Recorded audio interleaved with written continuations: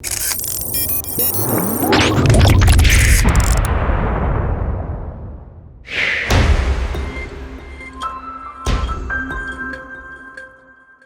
very warm welcome to the annual event of CIONET Belgium. It's a pleasure to have you with us here today.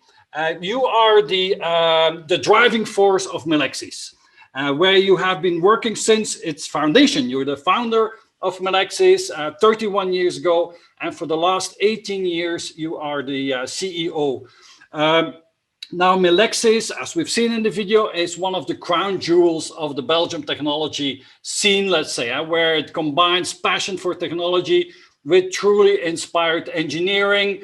You design, you develop, you deliver chips, integrated circuits, mostly for the automotive industry. And Melexis, headquartered in Ypres, is truly a global company. More than 1,500 people, €500 million in revenue around that figure. And you're not only the CEO of Melexis, but you're also an active board member of different organizations, of different other companies.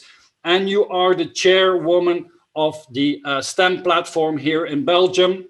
So a very warm welcome, Françoise, to this conference. Okay, well, thank you very much, Hendrik. Glad to be with you. So, Françoise, science, technology, engineering, and mathematics, STEM, as we call that, STEM education, is one of your true passions. So let's talk about that. You have been advocating for more youngsters to go for a STEM education. Why is it that you find that so fascinating? Well, in my view, STEM really has the potential to solve all of this world's major problems.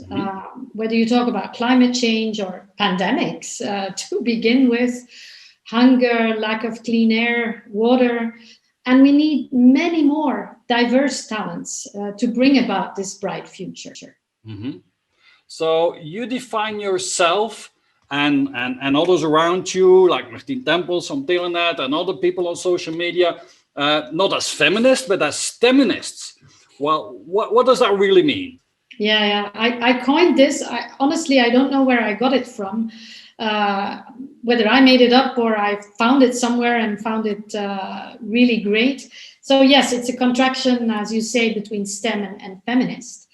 But feminist, I see that in the broad sense. It starts with gender, but it doesn't end there. Yeah? It's also about diverse ethnicity, ages, backgrounds. It's about kids from less fortunate households, etc.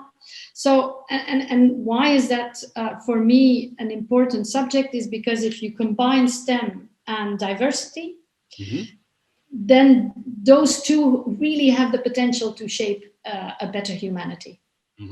And what is it that you do with this platform? What are the activities? How do you motivate society and businesses, young people, to take on this type of education? Well, there is a very clear goal for the STEM platform, and it's a high-level goal in the sense that when we look at when we just look at gender to begin with, so part of diversity, then there is a strong correlation in society between gender balance, competitive advantage, GDP growth, and human development overall. And STEM is a major part of that because we are living in a data and tech-driven society. And if you lack the female gaze or you lack the diversity gaze, then that will continue to reinforce inequality and social injustice. And if you look at businesses, then why should you do it? Yeah, because you have to have it in all walks of life, but certainly in businesses, having diversity means a competitive advantage because you then can address a much broader market. Diverse teams create more ideas and they create better ideas. So why not do it? That's the point. So we are looking at this combination with the STEM platform, but me personally as well. It's indeed a passion. So within Melexis, you have 1,500 top technology people there, many top technology people. How easy or difficult is it for you to recruit a diverse population to work with you? Well, recruiting is always difficult, but I must say that Melexis has been researched.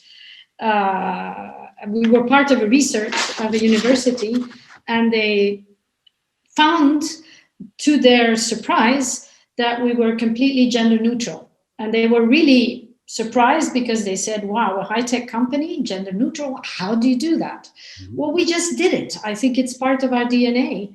And we have over 50 nationalities working with us. And I think what we do a bit differently is that we are conscious of our unconscious bias, or of the unconscious bias that is there in society. And we also live it differently. And when I talk about unconscious bias, maybe you've heard about the Matilda effect. Is Nope. that something? Okay, let me explain it, because it really relates to a bias acknowledging. In fact, when you look at women scientists, they are really forgotten in the history of science. And that is because much of their work is often attributed to their male colleagues. Just take the movie Hidden Figures. It's a 2016 movie. It's about the African-American mathematicians, female mathematicians, who were at the time called computers. And they were working for NASA during the space race. Mm-hmm. And it's a fantastic movie, but these are just some of the many forgotten women in the history of science. And if you're conscious of that, it helps you to, well, maybe redress the balance a bit and recalibrate. Mm-hmm. And so, in your experience, what kind of companies are good in that attracting a more diverse technology employee base? I mean, at the Googles and the Apples and so on, is that what you look up to? Are they doing a good job? I don't think they're doing such a good job. They're doing many good jobs, but not at that, because remember the many debacles that they had with Google, for example, where that was a scandal a couple of years back, where one of its AIs identified a black person as a gorilla, if you remember. Or Apple, that had the debacle with their first facial recognition, and Chinese women or Asian women, they could open each other's phones just because they didn't have the necessary diversity on their design teams. And that's the consequence of insufficient diversity. There is a good book that I could recommend to our audience, and that's called Invisible Women. Okay. By Caroline Criado Perez. And she says, when your big data is corrupted by big silences, then the truths you get are half-truths, mm-hmm. at best, because often for women, they aren't true at all. So if we are designing a world that is meant to work for everyone, then you need women in the room. And I'm saying you need diversity in the room. Oh. So looking at AI, if this unconscious bias is added to AI, then it starts generating really a vicious circle. Yeah. So you get a single vision bias in AI as well. Yep. And that, again, will, in fact, increasingly have a negative effect on your equality that you want to achieve. So we must, and that's an appeal that I would do to the CIONET audience, you need to diversify your developer demographic. Uh-huh. Absolutely, it's absolutely necessary, because if the bias is not sufficiently addressed in the demographic, you will not address it in the data sets, and then you will exacerbate inequality and social injustice, even on a global scale. We shouldn't do that. Now, I think all of this starts on education level. Is then there must be enough young girls that and other diverse parts of the population that start in STEM education. So how can we promote this? I mean, there's 200 people in this conference. There's more than 150 different companies. We're all in the business, but what is it that our businesses and our members can do to promote STEM education for young girls and today? Well, you touch a very, very important point there, Henrik. If you look at, we're living in a very affluent society, right? The Western societies, the Western democracies, let's say, are very affluent. And there is something called the STEM gender paradox in our countries. And that means that, in fact, in countries where the legal position of women is already on a high level, which I consider it's not yet done. I mean, the gender gap is still there. But you then see that in those countries, the female STEM inflow is low. And vice versa, in countries that are not as affluent, the STEM inflow, female STEM inflow is high. Okay. And that is because there are a complex set of reasons. They could be economic, they could be sociological, they could be cultural beliefs, narratives that are there. Of course, this unconscious bias that we talked about earlier, and also family science capital, because of course, if your dad or your mom were engineers, then the chances are high that you go for engineering as well. But let me give you two concrete examples. In the US, when they picture computer scientists, then they will picture them as male hackers and geeks. Look at Malaysia. In Malaysia, computer science narrative is very different, and it's deemed well suited for women. Why? Because it's seen as non-physical, and it's seen like something you can do exclusively in offices. So it's a very, very safe place for women. So depending on that narrative, you attract or you refrain girls to go for that education. And what is important to also understand is that there seems to be a common belief that educational choices are a choice that you make as an individual. But it's absolutely not true. Yeah.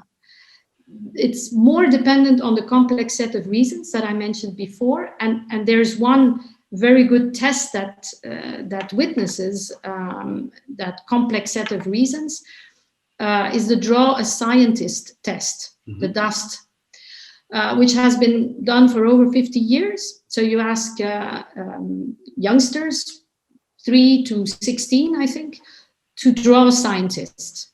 And what happens is, as long as they're like 3, 4, 5 years old, then they draw their own gender.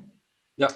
And then after 6, you see it starts changing. Yeah, girls of 10 or older, they draw more and more often, male scientists. And 75% of 16-year-old girls, for example, draw only male scientists. Yeah. So you see how society has changed the view of these youngsters towards STEM.